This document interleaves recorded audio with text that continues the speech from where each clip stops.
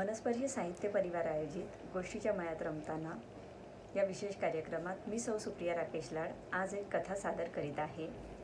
या कथेचे लेखक आहेत वपू काळे आणि ही कथा घेतली आहे माणसं या पुस्तकातून.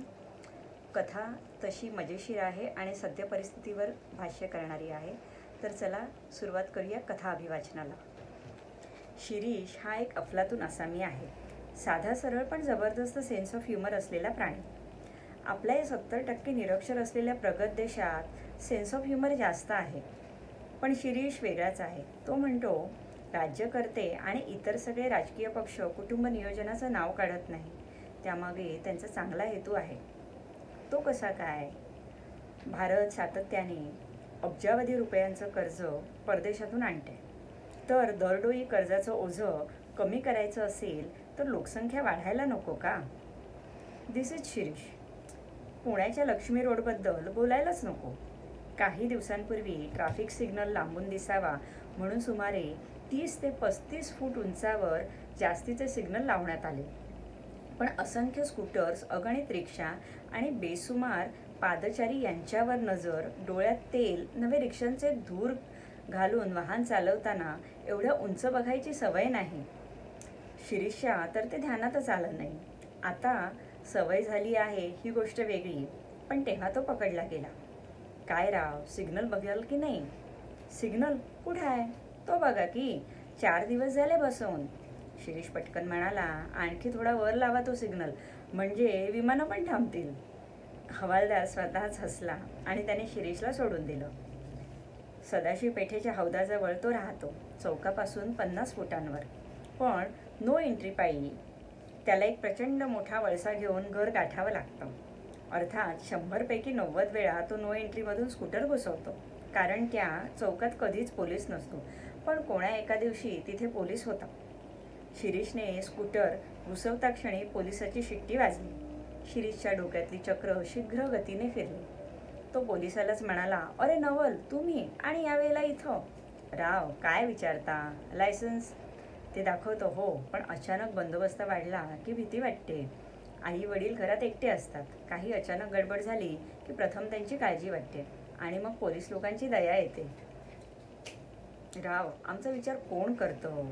मी करतो. सणावार असो, मिरवणुका असो, निवडणुका. लायसन्स दाखवा.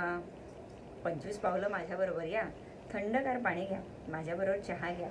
आईची तब्येत बघतो. लायसन्स आहेच, पैसे मात्र वडिलांकडून घ्यावे लागतील. पोलिसाला जावंच लागलं. शिरीषने त्याचा आदर सत्कार केला. कॅमेरा घेऊन आईवडिलांसमोर फोटोही घेतला. मोठ्या मनाचे समजूतदार पोलीस आता उरले नाहीत असं म्हणत स्वतःची सुटका करून घेतली. पण याहीपेक्षा त्याच्या प्रसंगावधानाचं कौतुक करायचं, ते अगदी वेगळ्या कारणासाठी. निवडणुका आणि त्यानुसार धामधुमीचा काळ होता. त्यावेळचा जीवावरचा प्रसंग. अगदी मानसशास्त्र एक वेगळाच मामला आहे आणि त्यात गर्दीचं मानसशास्त्र म्हणजे काय? त्यात ती गर्दी अशिक्षित आणि बेकारांची असावी आणि या देशात असे रिकामटेकडे किती आहेत हे सांगायला नको. रास्ता रोको आंदोलन कोणत्या पक्षातर्फे हे सांगायची आता वेळ आली तेव्हा प्राथमिक शाळेच्या कोऱ्या पाटीवरची पहिली अक्षरं आठवली. गम भन रस तळ. गोविंदस्वामी आफळे या मुळाक्षरांवर फार तडकायचे. ते म्हणायचे, प्रारंभीच असं रसातळाला नेणारं काय सांगता? याऐवजी ओ नाम सिद्धम म्हणायला शिकवा. पण मला आज गमभनच जास्त आधार वाटतोय. तर ग पक्षाचा एक उमेदवार सगळं राष्ट्र सावरणार वगैरे वगैरे. 47 वर्षांचा छापलेला प्रचार त्या उमेदवारीच्या गाडीला पुणे महामार्गावर एका ट्रकने उडवला. उमेदवार जागच्या जागी खलास. ट्रक होता मग पक्षाचा. खरं तर तो सरळ सरळ अपघात होता. घातपाताचा मामला नव्हता. पण निवडणुका म्हटलं की शिंक येऊन मारणाराही हुतात्मा ठरतो. ग पक्षाने सरळ सरळ योजनाबद्ध बळी घेतल्या असं जाहीर केलं. लगेच रास्ता रोको. जंगी प्रेतयात्रेची तयारी. वाजंत्री, ताशेवाले, अंगविक्षेप करीत नाचणारी तरुण पोरपोळे आणि दुःख बुडवण्यासाठी बिअरच्या बाटल्या. शिरीष त्याच दिवशी मला भेटायला येणार होता. डेक्कन क्वीनने येणार. तेव्हा काही प्रश्न नव्हता. पण पुण्यावरून फोन आला शिरीषच्या बायकोचा. शिरीष स्कूटरवरून निघाला होता. मी सांगितलं, ट्रॅफिक बंद असेल तर तो पुण्याला परतेल. त्यांना कल्पनाच नाहीये. तू काळजी करू नकोस, तो पोहोचला की मी फोन करीन. शिरीष दुपारी 2च्या सुमाराला पोहोचला. जाम तडकला होता. त्याने साबणाने तोंड धुतले, 2 ग्लास पाणी प्यायला. मग मला पहिला प्रश्न विचारला, रास्ता रोको हे मूर्ख आंदोलन कोणी शोधलं? मी नक्कीच नाही. या आंदोलनाने नक्की अडवणूक कोणाची होते मला माहीत नाही.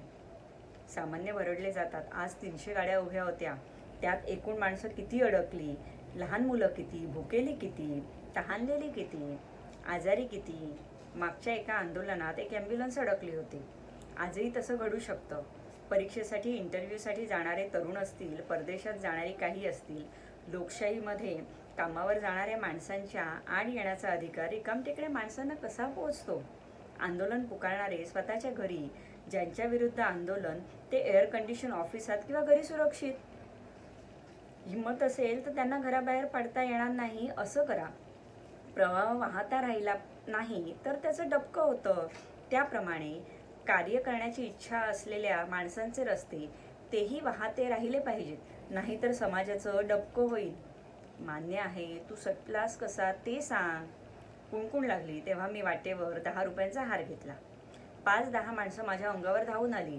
दोघांनी स्टिअरिंग पकडलं. एकाने स्कूटरची किल्ली काढून घेतली. मी त्यांच्यापेक्षा वर आवाजात डाफरलो, बेवकूफ, काही तुम्हाला भेजा आहे की नाही? आपल्याच माणसाला अडवता. काकासाहेबांचं शेवटचं दर्शन घ्यावं म्हणून पुण्याहून स्कूटरवरून आलो. पुष्पहार आणला आणि मला चढवता शरम वाटते की नाही? काय सांगतोस? त्या क्षणी सगळे बाजूला झाले. मला प्रीताच्या हातगाडीपर्यंत वाट मिळाली. मूर्छेवाली दुथरपा उभे राहिले. प्रीताचा चेहराही न पाहता मी हार घातला. प्रीताच्या पायावर डोकं टेकलं. मग मी भाषण केलं.